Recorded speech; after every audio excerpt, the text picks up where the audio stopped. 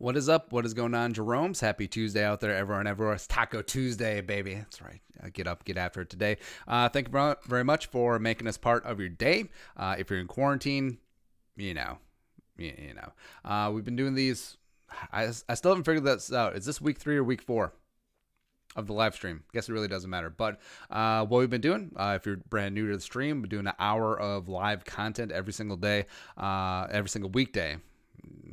Need to be accurate about that. 11 a.m. Central Time. It's a lot of fun. We do mock drafts. We do movie talk. We do Q&A. It's always a fun, good time. So thank you very much if you're making us part of your day live, as well as a big shout out to the people catching up on demand as well, because people got to work, man. Shoot. Heart you guys a lot. It's going to be a fun time. So first off, we like to tangent off on things, right? So first off, so the movie Looper. 2012, Ryan Johnson, very underrated director, by the way, Ryan Johnson. What else has Ryan Johnson done? Let's look that up, because he's done, he did one of the Star Wars movies. What else? Oh, Knives Out was phenomenal. He did Brick, back in the day, was really good. Let's see here. Oh, he directed a, all right, so first off, the TV show Terriers was a criminally underrated show. So it starred Donald Logue, who's phenomenal in everything that he does. Also, Michael Raymond James, where it was like this buddy cop show where it definitely deserved more than one season. But yeah. So, but Looper, the fact that freaking Joseph Gordon-Levitt is young Bruce Willis, and they literally redid his eyebrows so that he looked more like him. I mean, that's just, yeah. So every single website is like, oh, do you accept our cookies policy? As well as every single email. You may be wondering what we're doing about the COVID-19 and all that other stuff. But I mean, come on.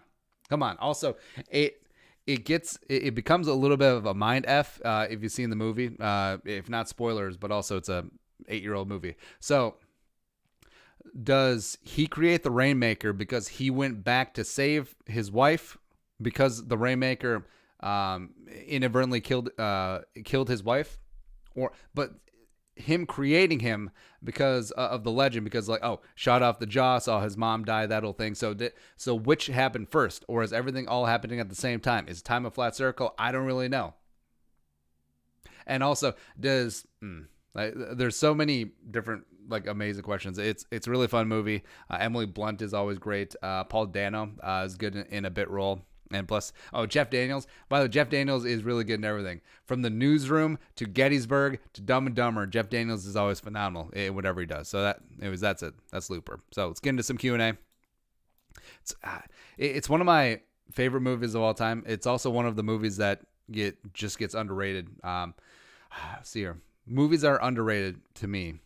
Looper, The Town, A-Team, The Alamo. Yeah, we've talked about before.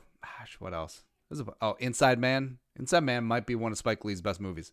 It's just so many. There's a lot, but yeah, whatever. Argument for another day. So Q&A. White Wolf, first up. So see the purple check mark. If you want to get yourself one, hit that join box down below. Come a monthly or platinum Jerome, help support the channel, help support independent work. You guys are great. I've been really diving into Jalen Reagor's tape, and man, every play looks like a punt return, so electric with the football, new favorite prospect. I fully agree. And Daniel Jeremiah and Pete Schrager did up a mock draft for NFL.com. We just did a video about their video, which is very Inception-like. And they gave us Reagor at 25, which I would be ecstatic with. He is, in terms of, you're not asking him to replace Stephon Diggs, but just after the catch explosiveness, Jalen Reagor is certainly up there. Plus, Marvin Lewis has been at Arizona State for a couple of years now, working under Herm Edwards, and now the whole Zimmer. Hey, Marvin, what's up? Kale Marquardt. Would you be okay taking Tyler Johnson in the third, even though he's a projected later pick? Yes, I would. I because this is a great wide receiver class, I think guys are going to get pushed down the board just because there's so many of them.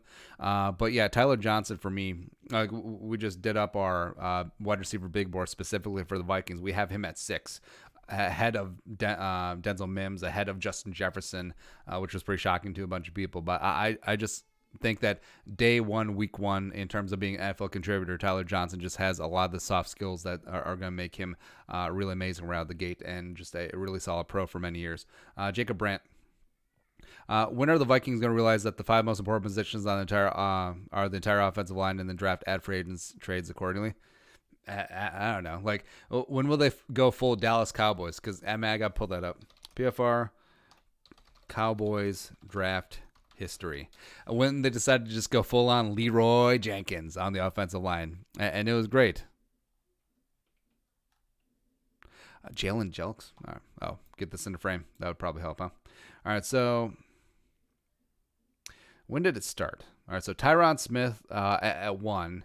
The tackle who was so good that Matt Khalil kept him on the right side. Yeah, Tyron Smith goes 9 overall. Phenomenal. So him, Travis Frederick in 2013. You don't draft a center in the first round. Get out of here. Zach Martin was a slam dunk in 2014 in the first round.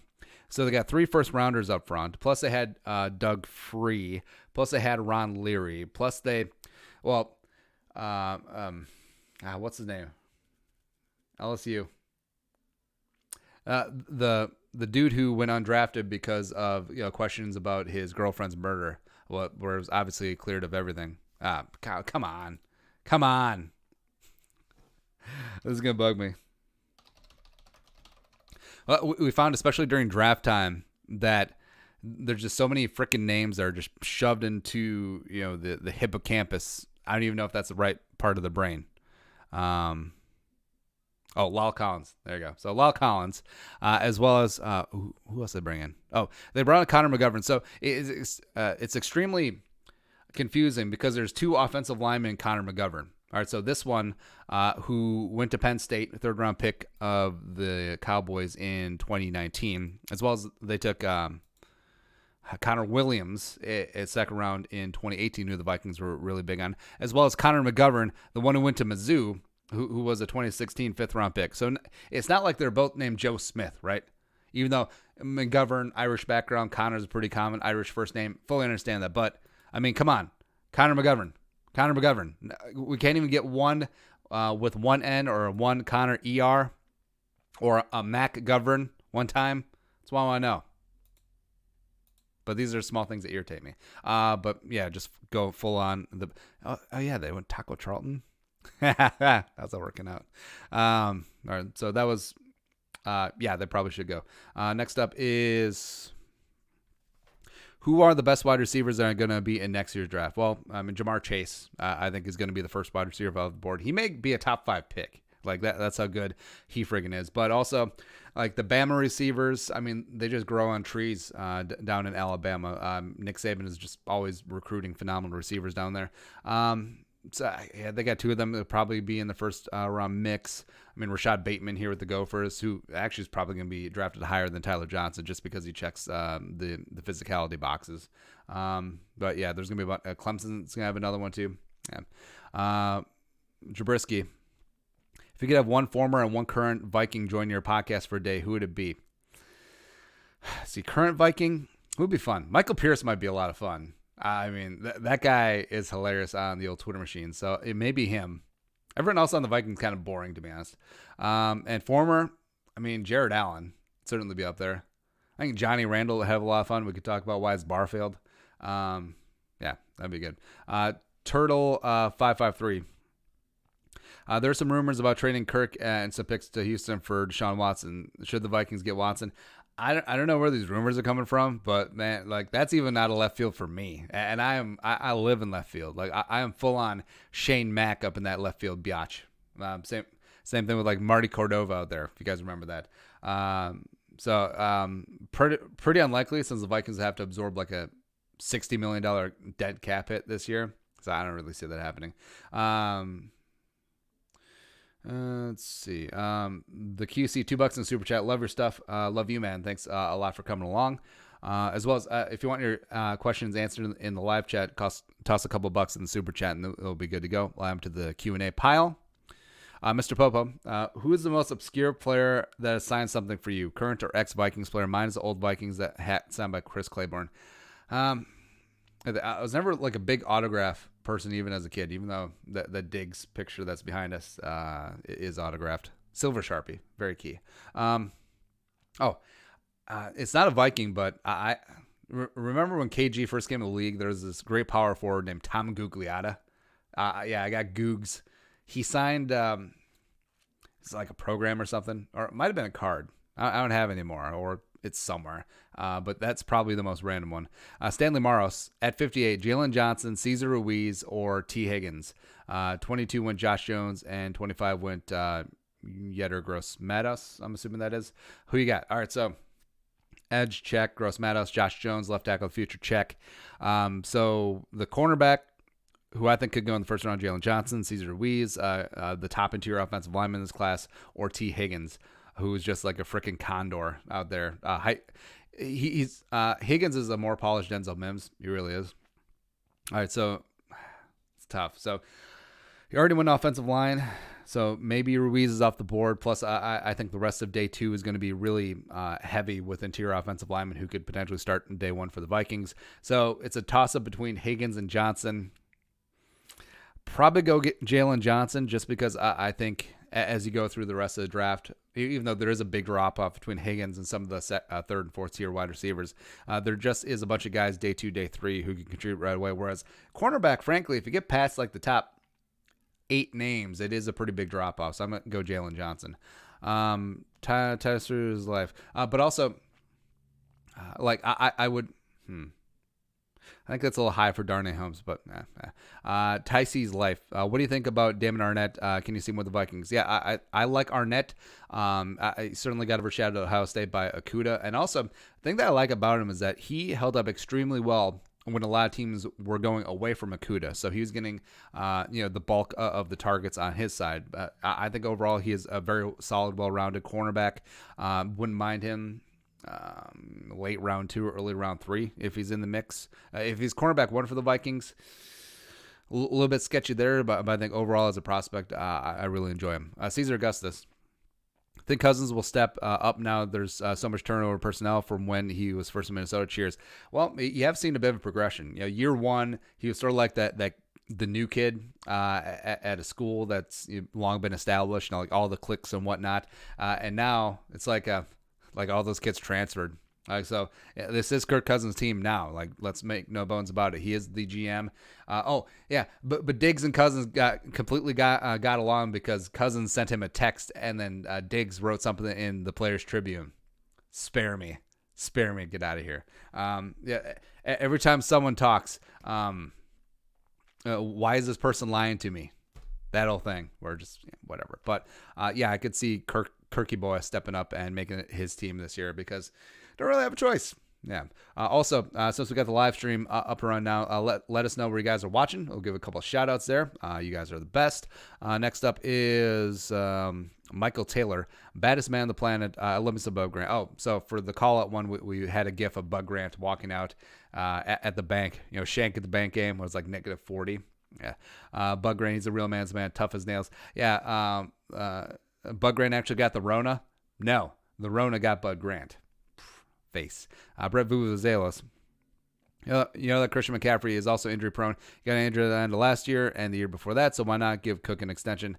The Panthers are out of the damn minds. Where David Tepper obviously wants to make his own mark on the Panthers, as well as Matt Rule. He's going to do things differently. He always has both a Baylor and a Temple. And Christian McCaffrey, yes, is he more than just a running back? I could see him in the slot as a receiver. He's going to do phenomenal things with Teddy and that Joe Brady offense for sure. But also, it's sort of like when Steve Ballmer bought the Clippers for $2 billion, where I think the previous NBA team sale was the Bucks for like $580 or like $600 million. But Steve Ballmer just came out with like FU money because he got all that Microsoft cheddar and was like, F it. I'm just going to massively overpay. I'm going to wretch this team away from Donald Sterling. I'm going to do it my way just because I have F. Not only do I have F me money, I have FU money. So he just did that and sort of warped the market of what NBA teams could and should be valued at. Because, if the Clippers are worth $2 billion, what are the Lakers worth? 7? Probably. So now Christian McCaffrey, who becomes the highest paid running back in NFL history, he overlaps Zeke. So now I think that's really going to turn the running back market upside down. So Dalvin is going to be in line as like, well, if McCaffrey's getting 16, I want 16 or at minimum 12. I think 12 right now with Dalvin is still like a little bit too much. Or guys like Joe Mixon is going to look at Cincy. He's like, yeah, what's up? What's up? But nah. Mordecai. I like how people think Jerry Rice is better than Randy Moss. Yet Jerry Rice played 9 years longer with 2 Hall of Fame quarterbacks. Yeah, list of Randy Moss quarterbacks. Yeah, because Jerry Rice, obviously got to respect what he did, but yeah, he did play back to back with 2 Hall of Fame quarterbacks. He didn't even have to live through the he didn't have to live through the tough years of like Steve DeBerg and like the first couple of years of Joe Montana, just trying to work things out in San Francisco as Bill Walsh was trying to turn around the stupid Joe Thomas Niners, right? So Jerry Rice is able to plop in Super Bowl caliber team. I think they already won a Super Bowl, by the way, and then play with prime Steve. Joe Montana, nailed it. Play with prime Steve Young, Hall of Famer, and yeah, as well as, oh, by the way, when he was with the Raiders, he played with the multiple league MVP in Rich Gannon, which is phenomenal. So he was able to do all that. So Jerry Rice lived a very blessed life. He really did. Whereas Chris Carter was, playing with, the Randall Cunningham before he was a real quarterback in Philadelphia. He's playing with the corpse of Warren Moon, the Jeff frickin' George, Randall Cunningham, that one good year. Todd Bowman, sure, as well as Randy Moss, man. So Randy Moss, minus the Tom Brady years, don't get me wrong there. But here it is. All right, so yeah, that funny video of a couple years ago where Randy Moss tries to name the 20 different quarterbacks that he had during his 14-year career. So it was Brad Johnson, Cunningham, respect. Jeff George, no. Culpepper, respect. Todd Bowman, not so much. Gus Frerotte, Kerry Collins in Oakland. Andrew Walter, the pride of Arizona State, who's also like 7 feet tall. Tom Brady, okay. Matt Castle in 08. Bert Favre in 09. Alex Smith when he got to San Francisco. Yeah, I forgot that Randy Moss went to San Francisco and he played in a freaking Super Bowl. Cap was good for a hot second. Vince Young. Oh, because after the Vikings, he went to Tennessee. So Vince Young, also Aaron Brooks, Spurgeon Wynn, Rusty Smith in Tennessee, Marquez Tuiasosopo in Oakland, the pride of Washington, as well as Brian Hoyer and Jay Fiedler. Yeah, all of that. All of that. Plus, I mean, being able to work with the greatest offensive mind in NFL history in Bill Walsh was nice. It was nice for Jerry Rice. Working with John Gruden, then eventually Bill Callahan, but really the after birth of John Gruden. That's fine.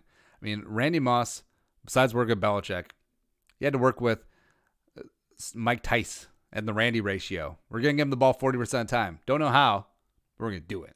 Cool, but yeah. That's my issue with Jerry Rice being called the GOAT. I mean, yes, he did put up video game numbers that no one is ever going to break, but there's reasons there. Like imagine Megatron or Larry Fitzgerald if he lived that pampered life as Fifi, Jerry Rice. Hayden Ziegler. Thoughts on drafting Tyler Biadasz in the 3rd round, put him in the left guard in place of Pat Elflein. I do like the kid, even though he went to an absolute garbage institution. Like, he's not the most athletic dude in the world, but he is a very solid technician. And just in terms of Wisconsin offensive lineman, he's really up there. He's really, really solid. And it's not a great interior offensive line class, but Biadasz is part of that day 2-ish strata of guys that probably about a dozen interior offensive linemen. Well, we're going to do our big board here sometime this week of dudes that come and start right away for the Vikings. So I like those. Shout outs. Let's see here. We got Hook Set Season, Skull from Virginia. Virginia's for Lovers. Skinny Ivory from NSP, North St. Paul. Oh, there you go. Let's see here. Logan DeGraff, Skull from Ripon, California. John Hoffus, Skull from Stewartville, Minnesota. Shout out Rochester area. What's up, Southeast Minnesota? Let's see here. Sinkus Skull from Springfield, Hell. All right, so is that like the Simpsons Springfield? Probably fine. There you go. Thank you guys for tuning in on the live stream. Next up, So what top prospects in this year's draft do you not think are a good fit for the Vikings besides Trevon Diggs? Trying to think. Well, most of the quarterbacks. But I mean that's mainly because you got Kirk Cousins here on the on the 2-year extension. I mean, guys that don't necessarily fit. See, that's the thing with me. I'm always an optimist, so I'm always looking at guys that will fit for a reason. Like all the wide receivers do make sense to a degree. Like even a guy like AJ Epinesa, who, not the greatest edge rusher in the world, but if the Vikings are moving to a 3-4, it could make sense as a 5-tech, as a 3-4 defensive end. Gross Matos, I think, could work eventually. Like there isn't anyone where I'm like, no, I don't want him. Except, I mean, Trevon Diggs has extraneous circumstances, which, But even if the Vikings pick Diggs, like if he's there at 58, I'm just like, whatever. That whole thing. Ellis Gregg, that's why I'm always excited because, sometimes in the draft, you have guys that you love, your guys that you absolutely hate, don't want to see on the Vikings. I mean, for me, it was, I guess, Greg Little to a degree last year out of Mississippi State, where I was like, no. I do get that to a degree of Becton, although I think Becton's ceiling is obviously a lot higher than Greg Little's. I'm trying to think of some prospects that I just did not like. Hard to come up with a couple off the top of my head, but yeah, this year's draft, I'm like, whatever. Whoever we get, it's going to be awesome. Ellis Gregor. Well, I guess if they drafted Jeremy Chin at 25, then I would be upset. Like the whole, Matt Miller put this out in a 7th-round mock of, Jeremy Chin going to the Seahawks at 27, where it's just like, I mean, you love the physical freak nature. You do wonder about the level of competition. You do worry about his injury proneness, but I mean, I would love Jeremy Chin in the 3rd round, like preferably pick 105 as opposed to 89, but 1st round, woof. Ellis Gregor. Oh, already did that one. Kaiserheim 14. Since Everson Griffin is gone, do you think Afadi and Daniil can make a duo like with Everson? Yeah, absolutely. I think Afadi Odenigbo is primed to, he already had a mini breakout in 2019. I think he'll go fully kaboom in 2020. Jack Ellis. Thoughts on live mock from CBS yesterday? Patrick Peterson went for 22, OBJ for 25. All right, so they did a mock draft with trades for existing players, and they gave up 2 first-round picks for Patrick Peterson and OBJ. Even though I'm a hashtag cap as a myth aficionado, I mean, that one's a stretch too. Plus you're getting these guys on the back ends of their career, especially Patrick Peterson. I don't know. Like if the Vikings were like fully all in, this is all it. This is it for 1 year, maybe, but Seth V. Herman. What'd you get your degree in, Andy? Also, if TJ goes to Green Bay, how can we expect you to react? Degree. So economics and finance from Winona State University. Go Warriors. Tyler Johnson, go to Green Bay. Well, it'd be annoying as hell. I mean, also, I feel like Tyler Johnson has been comped quite a bit to Devontae Adams, so it's like they have 2 similar guys like that. I actually think that he eventually could blow up like Devontae Adams did, because Devontae Adams was a 2nd-round pick out of Fresno State, I want to say. Yeah. Drew Smith. Will you be doing a draft profile on Jalen Johnson, the cornerback from Utah? Yeah, we did one like a month ago, something like that. I think he's an interesting prospect. So yeah, in terms of, so for me, I always prefer more aggressive cornerbacks, and yeah, like grabbier, because it's always easier to teach a guy to be less aggressive than have an inert dude all of a sudden become more aggressive. You know what I mean? So you can tone down that aggro-ness. That's why I love CJ Henderson. That's why I love Okudah, who's the best all-around cornerback. That's why I love Gladney. That's why I love Jalen Johnson. That's why I love Amik Robertson too. So yeah, I always love that just dogged, get up in your face, like you're gonna react to me, I ain't gonna react to you, sort of alpha trait in cornerbacks. David Pearson, do you think Mason Fine could be groomed to a starter? Yes, I do. Absolutely. And we've been meaning to do a profile on David on Mason Fine, but just have not found the time or the spot to do it, because we're like, oh, let's do big boards. That makes sense. Oh, McCaffrey signed for $1 billion. How does this affect Dalvin? So yeah, I think he I would much prefer like Mason Fine in the 6th or 7th as opposed to just going after whatever UDFA jabroni. Because I do like Mason Fine potentially down the line as a full-time starter. I like the moxie. I like that he's gotten a ton of reps in at North Texas, just slinging the ball over the lot. I think he has a lot of the soft skills that it does take to be a leader at quarterback in the NFL. Plus,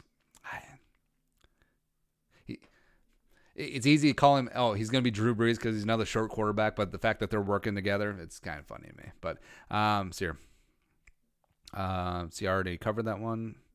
Trash Can Crew, what kind of compensation pick would you gain for losing Dalvin free agency? Running backs got screwed by rookie contract. It is what it is. Well, I also think it goes by position is factored in as opposed to like gross average per year. So I think if the Dalvin does leave a free agency, signs somewhere decent for like $8-10 million a year, probably looking at a third or a fourth, somewhere in there. And plus also whatever happens with, but also that would be in 2022. Yeah, 2020. Man, that's already looking way down the line. Yeah, Ops Abdi. Chargers looking for O-line help. What would you say about trading Elfline, Riley Reef, 22, and a second-round pick for their second, Desmond King? All right, so be giving up 22 and 58 for 6 overall and whatever the second is. I mean, I would do that. I don't know if they would do that, though. But Desmond King is pretty legit, though. Brian Yance, if you were in hell and the only football they allowed you to watch was either the Packers or the Badgers season, which one did you choose? I guess the Packers, because if I watch the Badgers, I mean, that would have to be a lot of Big Ten football, and Big Ten is really boring. I fully understand that I live in Big Ten country, and Big Ten is like, oh, rah-rah, and all the history and all that stuff, and blah, blah, blah. Big Ten football, by and large, is boring. It really is. Where, like, SEC man-sized football, fully understand that. Big 12 is wide open, big numbers, whatever. The West Coast Pac-12 is starting to go the way of the Big 12 as well, which is perfectly fine. WAC is awesome. Maction is great, mainly because it's the only thing to do on like a Tuesday, Thursday night. Well, not Thursday night, but you know what I mean. But yeah, I mean, Big Ten, 3 yards on a cloud of dust, it is still legit. It really is still legit. Like, that's why I do respect guys like PJ Fletcher is trying to inject a little bit of something different, a little bit of enthusiasm in there. Whereas stupid milk drinking Jim Harbaugh, there's a reason why you get these big time recruits. It's like, oh yeah, because we got our spring game in Ireland for no reason whatsoever. Yeah, it's just we have to burn up that budget so we continue be a nonprofit. Get out of here. But I mean, Jim Harbaugh is not a college coach. He is an NFL coach. I think he should be back there soon because he is not good at translating some of these big-time recruits into a solid program. Like, Michigan's been struggling for years. I guess Ohio State is pretty legit, although I would have liked if Justin Herman would have stayed or would have come back as the Ohio State coach, but yeah, that is what it is there. Big Ten's boring. Anyways, Sam Moros. Is Kirk going to be the real deal this season? Oh, plus with the Packers, I can just root against them every game. There you go. Plus, I'd see the Vikings twice a year. Sam Moros, is Kirk going to be the real deal season or terrible? Do you think there's any chance the Vikings make a splash move here or in free agency of the draft? Well, like, after the draft, I might add Logan Ryan after the compensatory window is closed, depending on what happens with cornerbacks in the draft. And, I mean, optimistically, you do have to hope that Kirk is going to be the real deal. They're going to get help on offensive line. It's going to be a run-first team. They're going to run a lot of play action. They're going to run a lot of stretch boot. And I think that they are going to play to his strengths. I think Kubiak is fully invested in that. And another year in a similar system, I think that's really going to help Kirk Cousins. Yeah, I mean, it better work out. Otherwise, Trevor Lawrence, Justin Fields one time. Skull Vikings 33. Do you think there's a chance the Vikings trade up for a tier 1 receiver such as Judy or Lamb? I mean, if they get past the top 10, actually, if they get past the Bucks at 14, or they're not going to take a wide receiver, but that's just sort of my line of demarcation, just because of the Jets at 11, the Raiders at 12, and the Niners at 13 could all be in on receiver. So if they get past them, which is probably pretty unlikely, maybe, or as well, if Ruggs gets past the if Ruggs gets to 14, and because I've really started to warm up on Ruggs a lot, just doing a little bit more research on him. Yeah, if he gets to 14 and the Bucs are willing to trade down, I mean, yeah. Amaya Deshpanda. I'm oddly excited for 2021 draft. Really love some prospects. Any guys that you like in that class in particular? So next year, I mean, Lawrence, Justin Fields, Jamar Chase, really intriguing. There's going to be a lot of great offensive tackle prospects in next year's draft. So it's going to be a good time. Ryan Schreiner, you need to do a video about this awful mock draft for Brady Quinn at the helm of the Vikings front office. All right, so don't want to pull up the video because it might get kicked off of YouTube, the live stream. Brady Quinn mock draft. Let's see if we can find text form. All right, looks like Vikings Wire. Shout out to Kyle Radke, guy over there. Oh, this is the one where they traded for Patrick Peterson and Odell. No. What's the biggest rebuild you have seen the Vikings have? Biggest rebuild. Well, I guess they went through a mini one after the Brett Favre era, where they went with Christian Ponder. They cut loose a bunch of older, aging veterans. So that's probably the biggest one in recent memory for me. I guess there wasn't like a really full-on rebuild after Randy Moss left. Yeah. So probably that. And also, if this fails with Kirk Cousins, they move on. Like this would be a full-on teardown, rebuild it from the studs rebuild. Next up is Kyle Rippentrop. What would you think about college ball starting in October and still going 13 games? Yeah, it'd be fine. It's whatever. Who cares about finals and the student athletes? Eric Hansen. How would Bud Grant's coaching style work in today's NFL? What aspects would you or would not, and why? Well, the misnomer about Bud Grant is that he was actually a player's coach. Like he wasn't a full-on hard ass. Like he never yelled. He never raised his voice. He was just, in a lot of ways, he was kind of more like Tony Dungy's coaching style, where he was firm. He made it clear what was expected of you. He had strict standards, but also it was almost more like you didn't want to let him down because he's like your dad, like sort of deal, right? Whereas like you'd much rather, like it was worse that if you screwed up that he was disappointing you as opposed to him like blowing up and yelling. Because that's the thing too, is like Jerry Burns was the counterpart to Bud Grant. Like Jerry Burns was a loud swear, yeller, curser, whatever. Like he was the perfect yang to Bud Grant's yang. Whereas Bud Grant was like full on grizzled, old school, like line up for the national anthem, helmet on your right side, that whole thing. A haircut that you can set your watch by sort of deal. So it was just more about standards and discipline as opposed to, just yelling.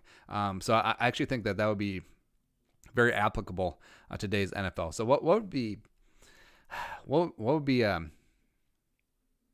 some coach, a coach today that's sort of like Bud Grant? How?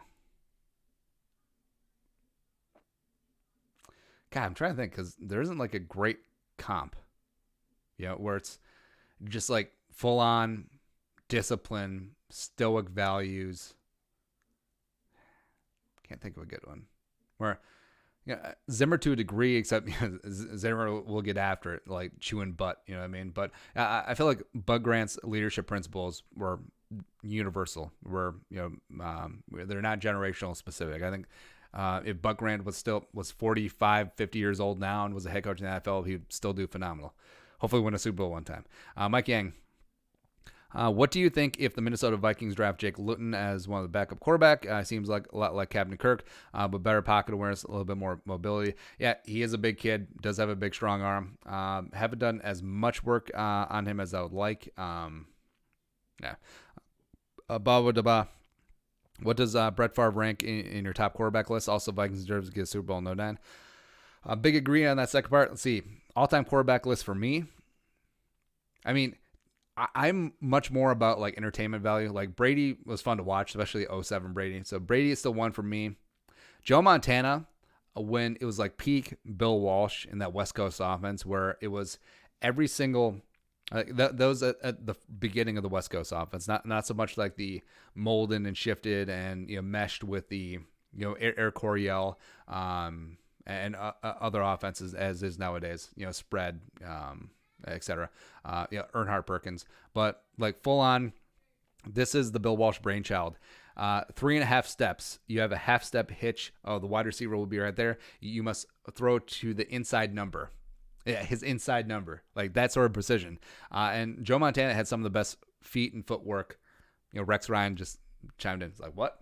Feet and footwork in NFL history for a quarterback. It really was amazing. So I would put Montana 2. Marino 3. Because we talked on the stream where I just love Dan friggin' Marino with that quick release, and he couldn't move to save his life. Like, honestly, if there was a lava spill that was moving at a mile a year, Dan Marino would not be able to evade that. Because that's how statuesque he was in the pocket. But also his cadence was just great. Plus, like, he was legit OG, could throw it 70 yards. He was throwing for 5,000 yards before anyone was barely throwing for 3,500. It was pretty insane. Brett Favre, probably 4, just in terms of just the absolute insanity and the love and playfulness that he played the game with. I guess Peyton 5. Put Peyton 5 where Peyton was, in terms of like the modern day NFL, where everything is mic'd up and you could hear all the stuff afterwards. Just what he did at the line of scrimmage, just playing the chess game, especially like him and like Ray Lewis, him and Teddy Bruschi and the Patriots got together, and then they were audibling out of their audible to the re-audible to the audible. It was just really amazing to watch. Plus, Peyton never had the strongest arm in the world, but he was accurate, and well, he was accurate until he like died in Denver. Like, he had that amazing statistical year in Denver, and then he like died. Like, Father Time like full on hit him with the choke slam. And but he just beat you with his mind. Like, he knew exactly where the ball needed to go. He knew exactly what coverage you were in. He knew exactly what tendencies your defensive backs were. He knew exactly where the pressure was coming from. Where it's just amazing. Ryan O'Sullivan.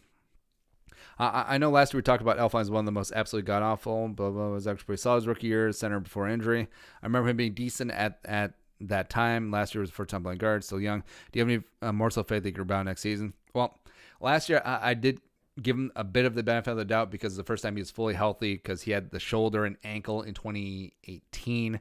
And transitioned to a new position, even though he was phenomenal at that position in 2015. I want to say he was at guard. I think Billy Price was at center at Ohio State. He was second team All-American, I want to say in 2015.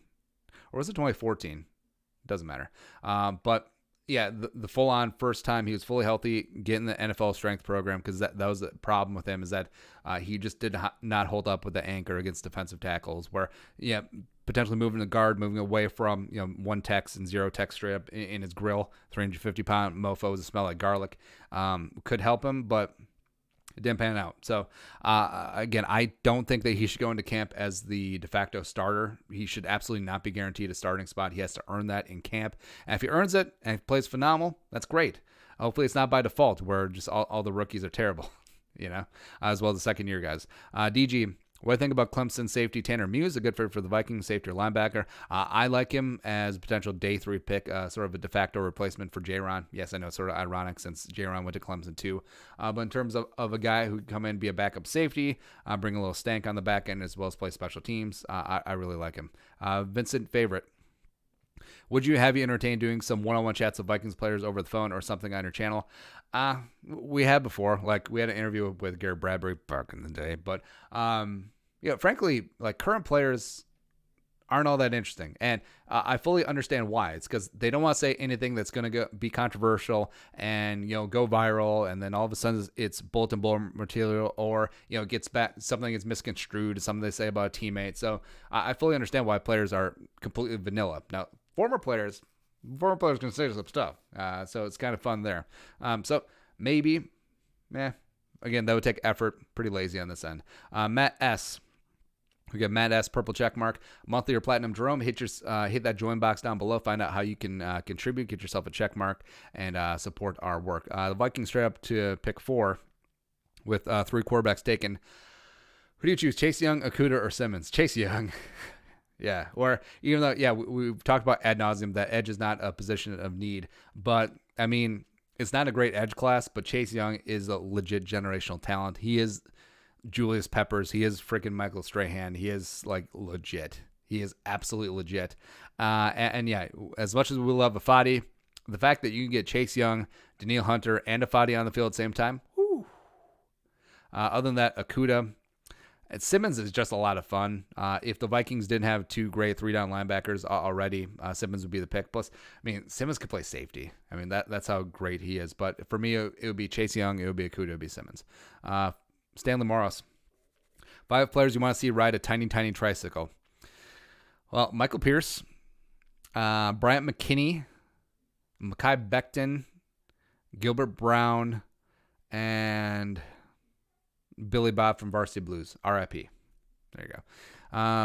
Kaiser Helm 14. Do you think Danielle would have another monster season? Yeah, I'm calling right now. Especially if Danielle, if Everson doesn't return and if Danielle does play nearly full-time at the right defensive end spot or right edge spot, I should start calling it, since who knows what the Vikings going to be in base this year. I think he could flirt with 18.5, 19 sacks this season. Too evil to hope. Will we draft a quarterback, and if so, what predicted round? I'll say yes.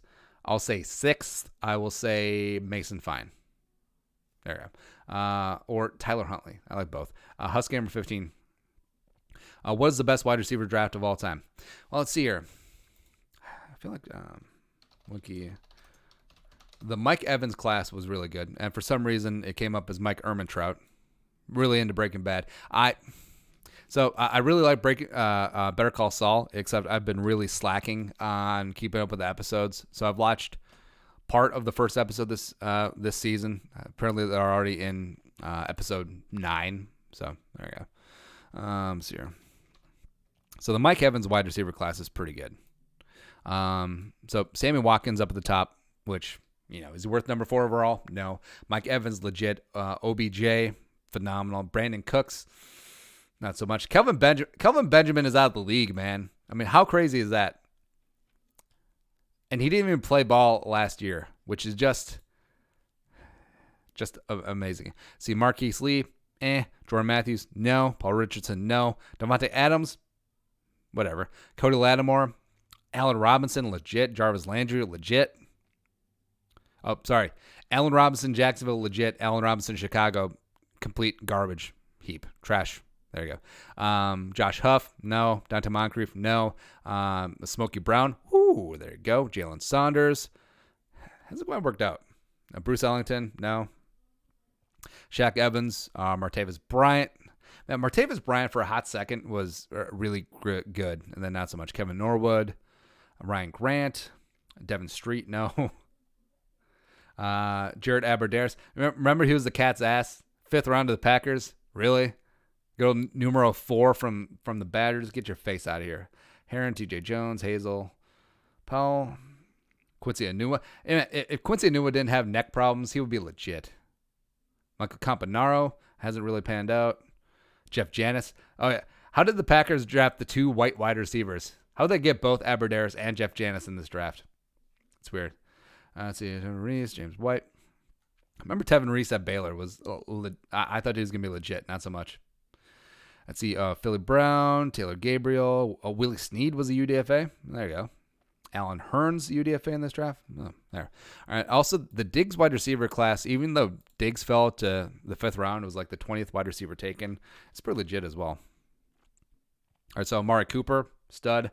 Kevin White, not so much. Did he end up in Arizona? How do you be the 7 overall pick and you're out of the league in 4 years? I mean, that is rough. That is really, really rough. Devontae Parker starting to come around. Nelson Aguilar, no. Rashad Perriman starting to come around. Philip Dorsett, no. Devin Smith, no. Funchess, no. Tyler Lockett, yes. Jalen Strong. I really like Jalen Strong. hasn't really come together. Chris Conley, to a degree, has like Sammy Coates, no. I really like Sammy Coates. Ty Mott, no. Crowder, Hardy, no. Vince Mail, definitely not. Smelter, no. Rashad Green had himself like a legit little run there for the Jaguars, but now, all right, so now I gotta look that up. Now he's apparently in the CFL, but Rashad Green, unless I'm completely making stuff up, was good for like a hot second there with the Jaguars. Okay, maybe I'm just making that up. All right, so maybe he was good for like 2 games, and I just remember that from fantasy football. But now we're just going deeper down the rabbit hole because I just want to be proven right. I don't think I'll be proven right. Apparently, I just made all that up. Anyways, yeah, Rashad Green, maybe not so much. And then Stephon Diggs. Maybe I'm just completely misremembering. It's possible. So here. What does the interweb say, Chris? Why I see here. So 2014 is pretty legit. Let's see here. Let's see, New York Post, which great headlines, by the way. That's what they're known for. I feel like I should write for the New York Post, even though I'm not a writer. Let's see here. They list number 91, 96. So 96, 85. Oh, 85 is up there. That's 2014 as well. So let's look at 96 and 85. There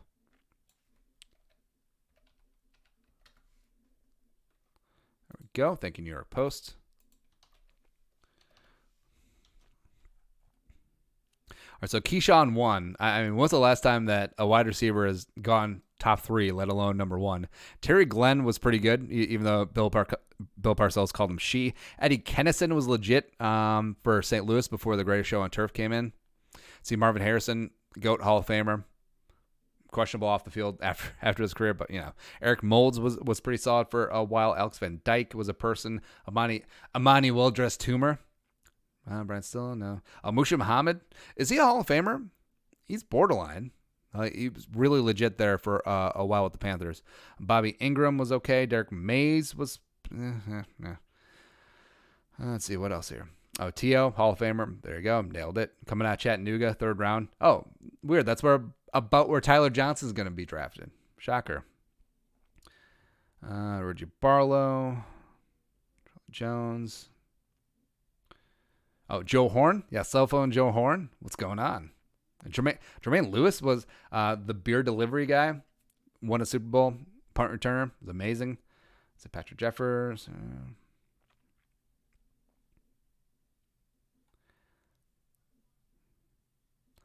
All right, so what's in green? Those compensatory picks? Doesn't matter. Let's see. Any other wide receivers note in 96? Span? No. UDFAs. So Kevin Jordan. Yeah. Freddie Scott? No. Kevin Alexander. Carl Williams. Carl Williams was decent for a hot sec with the Bucks. All right, there. All right, we'll do this one real quick, and then we'll get back to Q&A. Oh, they spelled it out properly. Wide receiver. All right, so starting off, Altoon, coming out of Wisconsin. There you go. Oh, yeah, because there have been talk about part of the there's something where it was a documentary. I don't remember what it was, but they were talking about the Bengals. Sam Weish was a Bill Walsh protege, and they're talking about wide receivers though. So they decided to go Eddie Brown. Niners ended up getting Jerry Rice, and Bill Walsh was only in on Jerry Rice because he was like stuck on the road scouting, and he was watching like the nightly news, like local sports recap, and it was something about Jerry Rice at Mississippi Valley State University just destroying fools. By the way, Mississippi Valley State has a color scheme of green, white, and red. You don't think that it works, but it does kind of work. But there you go, make it work. So Jerry Rice goes, no big deal. Jesse Hester, legendary. Vance Johnson, Advanced Refrigeration. Chris Burkett, not so much. Stacey Robinson, no. Chuck Scott. Oh, Blackjack Del Rio. Let's go. Double nickel. Come on. Let's see. Danny Green. I think the Vikings. Oh, Andre Reed, no big deal. This is round 4. Oh, yeah, the Vikings pick Busta Rhymes, which Flip mode squad. Let's go. But Busta Rhymes is actually kind of a legit returner, but I mean, he's not Andre Reed.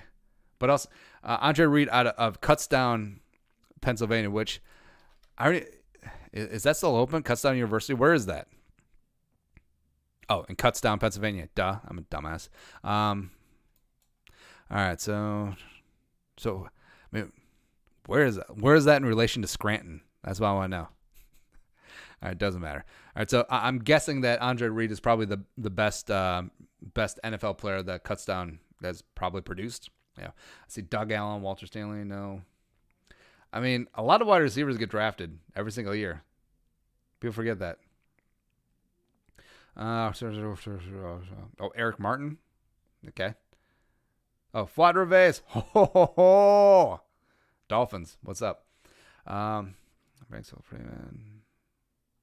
Yeah, if you don't have a Wikipedia page, I'm guessing things don't work out. Oh, Steve Tasker, the legendary special teamer. There you go. He's no Don Beebe. Although, have you ever seen Steve Tasker and Don Beebe in the same room? Probably not. It was back when they had Juan Johnson. Ho, ho, ho. Oh, Golick, 10th round pick. Shout out Mike Golick Sr. Going down to the Oilers. Gary Roll, Shane Swanson. Actually, we should just do a day where it's like, hey, look at this draft. I would not be upset. So a couple more questions. What was that question to begin with? Best wide receiver out of all time. Oh, there you go. Tristan. Do you think the Vikings will trade because CeeDee Lamb or Jerry Jeudy or left tackle, or they just stay put there and draft whatever? If Jeudy or Lamb get outside that gauntlet of 11, 12, 13 of wide receiver needy teams, sure. If Andrew Thomas gets past the Bucks at 14, I would certainly be in to go up and get him. Brett Vuzeus, would you trade Harris and a first for Derwin James? Yes. Yeah, I said snap yes. Mainly because Derwin James, still on his rookie deal, is going to be one of the highest paid receiver safeties in the league. He's just imagine. I love Anthony Harris. Don't get me wrong, but just imagine Derwin frickin' James, who was like a Harrison Smith clone with Harrison Smith. Just sexy. How did Derwin fall to 14 or wherever pick that he ended up with in his draft? That's what I know. I just want to make sure. Derwin James was a bad man at Florida State. Oh, pick 17. It's even worse. My goodness. My goodness. And again, playing this whole game of like going back and look back at picks. Oh, where'd you go there? So, man, the fact that Derwin fell there, he was a first team All-Pro as a freaking rookie. All right, so Tremaine Edmonds, respect. Minka, respect, even though you gave up on him. But the Bucks going to Vita Vea, a two-down player, is not even that good. I mean, Deron Payne with Washington to a degree, I get it. Marcus Davenport is a huge. When the Saints traded up, a lot of people thought it was for Derwin James. Okay, Colton Miller, that's inexcusable. It really is. Inexcusable. But no. Next up. Zimmer has the same amount of playoff wins as the last three Vikings coaches before him. Why do some people want him gone? Well, it's the whole leveling up thing. I mean, Denny Green didn't have a losing season as head coach of the Vikings until his final year. All right, so, but eventually getting to a certain point, you have to get past that. And yeah, I do think Zimmer might have been fired if he didn't win that wild card game against the Saints. I firmly believe that. Or, no, since, remember, the Cowboys were just dragging their ass on the carpet, like a dog just scooching if they got worms, with the Jason Garrett firing until they hired Mike McCarthy. It wasn't until after the Vikings had won the playoff game, because Jerry Jones firmly 1,000% was going to trade for Mike Zimmer, or just see if the Vikings were going to fire him, just like Mikey. Hey, Mikey boy, this is Jerry Jones. Why don't you come on home? Well, yeah. Abs Abdi. Who would win a matchup, 09 Vikings or 2017 Vikings? 09 Vikings because the 2017 Vikings wouldn't show up. But actually, it would be a near-run thing, and then until Adrian fumbles. It happens. A pull for skull. With the Dolphins taking a quarterback, would you trade a fourth for Rosen? Yeah. Since the Vikings have a glut of draft picks, why not take a shot at Chosen Rosen? Because, I mean, people forget, he was the number 10 overall pick 2 years ago. And, yeah, it hasn't worked out in Arizona because Arizona was terrible. If Mike McCoy is your offensive coordinator, you're going to have a bad time. As well as, I mean, Dolphins were a mess last year to a degree. And, yeah, I would take a shot on Rosen. Freaking Moss 84. Where'd you rank Adrian Peterson all-time amongst running backs? It's a good question. All right, let's bring up the all-time list.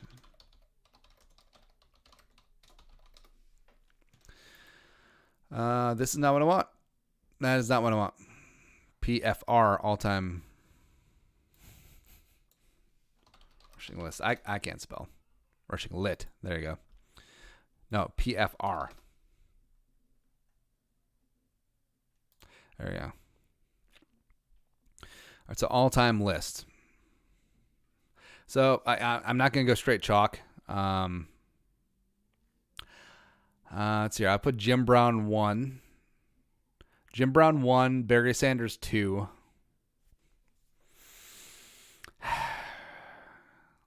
I put Marshall Faulk 3.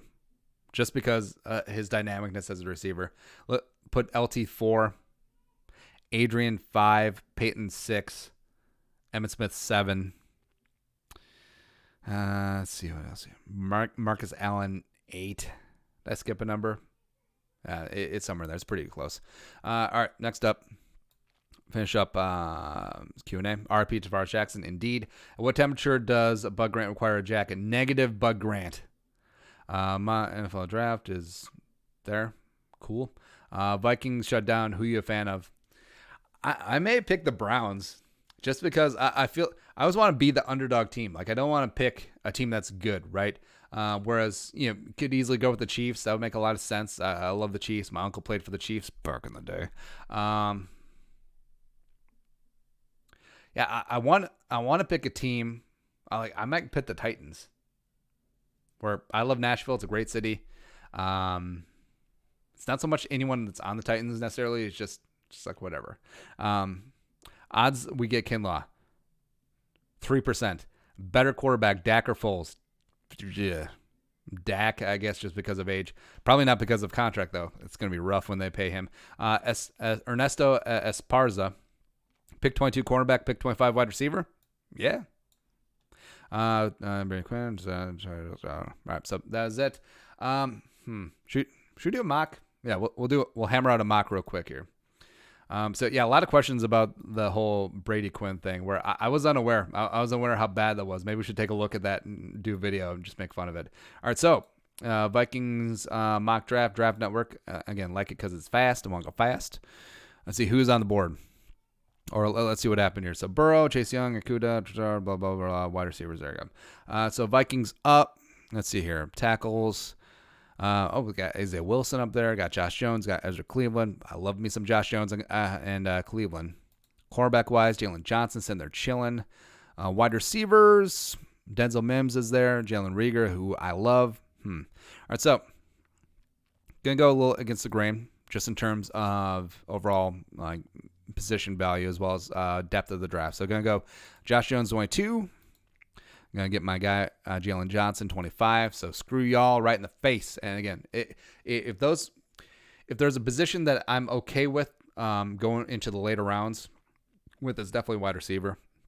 So the fact you're suturing up our left tackle of the future, kick Reef into guard, or some of the guards step up, Oli Udo, Jusumia, or even circling around and getting some of these day two interior offensive linemen, that's fine. Cameron Dantzler's there too. Cameron Dantzler is pro day answered a lot of questions, even though the combine speed certainly didn't sync up with tape speed, but it's fine there. Wide receiver. All right, so Hammer Time's there. Ayuk is there. Chenault is there. What? Shit. There you go. Ayuk.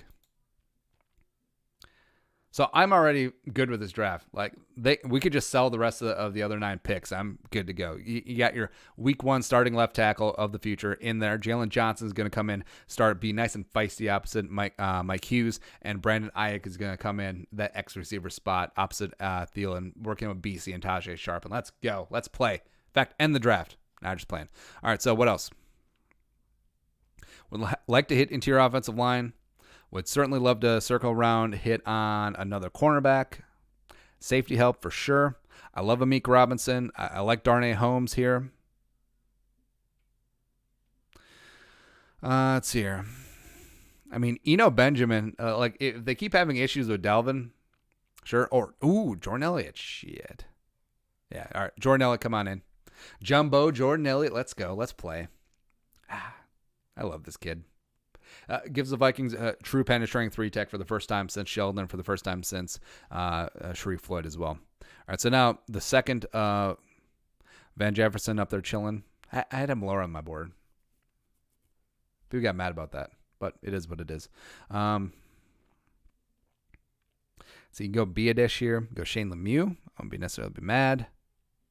Let's see. Do we miss out on Meek Robertson? Yeah, we did, didn't we? Damn it. It's a bad beat. All right.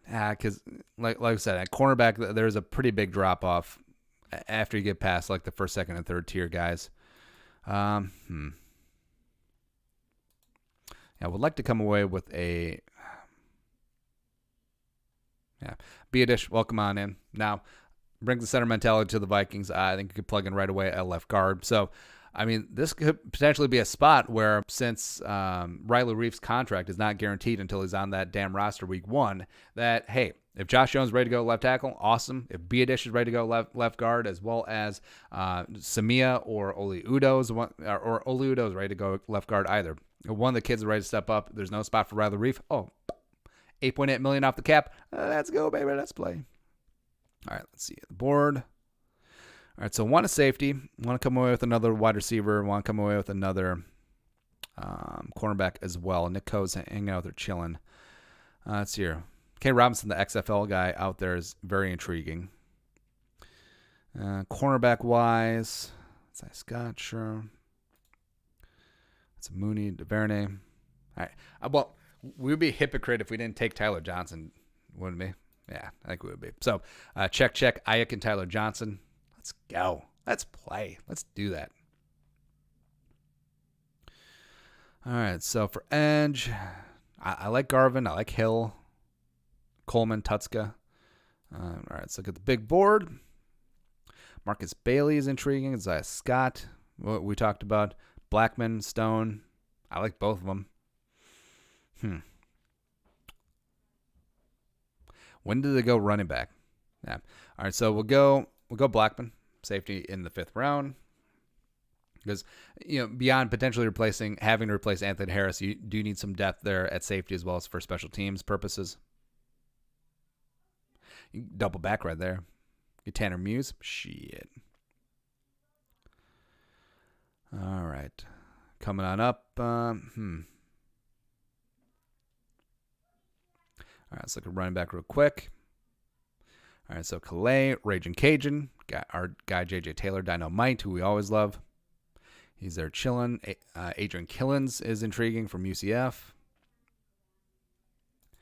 All right, so just go the trio of wide receivers. Go Tyree Cleveland. It's intriguing for sure, but man. So here, Neville Clark, Bassey is quarterback-wise. Lamar Jackson's still in there chilling. Well, at this point, if he's just there, it is what it is. There we go. Edge. Do we go Tutska early? We may as well. And then into the 7th round. Oh, John Hightower was just there. It's like, not so much. All right, so let's see here. Pick through. On this, so we always go Mason Fine. We're going to go Huntley on this one.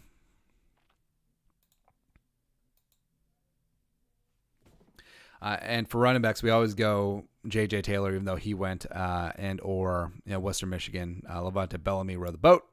But we'll go Killens if he makes it. There we go. Come on in. And then who's left? BPA in the 7th. Wide receiver.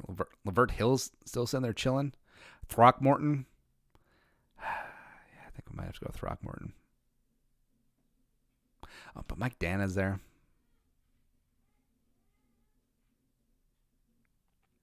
We didn't get a linebacker, did we? Yeah. Oh, Brunson is there? All right, that's a pretty easy one. There you go. Because Rick always gets his 7th round linebacker. There you go. So, fighting Vikings, Josh Jones, 22, Jalen Johnson, Brandon Ayuk, like we mentioned, those 3 picks right away. I mean, if that happened, I can die happy. Like, we are freaking good to go. Absolutely. Then, let's see, Jumbo Jordan Elliott in the third round. Nailed it. As well as Tyler Biadish, help inside on both the trenches. Tyler Johnson, TJ in the fourth round. Julian Blackmon potentially could develop into a starter there at safety. Lamar Jackson, doubling back on cornerback coming out of Nebraska. Tutska, a small school dude from NDSU. Tyler Huntley, quarterback competition for Jake Browning. Sean Mannion. Adrian Killins Jr. brings a nice little lightning element to the Vikings running back room, as well as TJ Brunson, tackling machine from South Carolina. Plays some special teams. Maybe it'll be Audie Cole. I don't really know. Even though South Carolina, NC State, whatever. But that's it. Guys, thank you so much for coming along on the live stream. If you want to support the work, toss a little something in that Venmo or hit that join box down below. Become a monthly or platinum Jerome player. Come tune in tomorrow, 11 a.m. Central Time on Wednesday. We'll be back here. It'll probably be snowing again, just like it is right now, but it's a good time as always. But until next time, Skol, production value.